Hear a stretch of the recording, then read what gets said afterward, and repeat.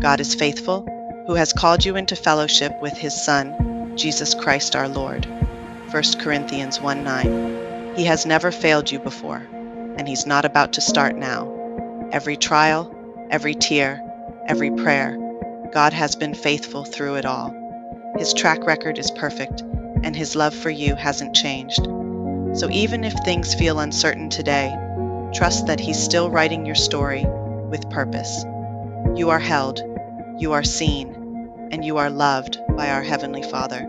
Have a blessed and hope-filled day.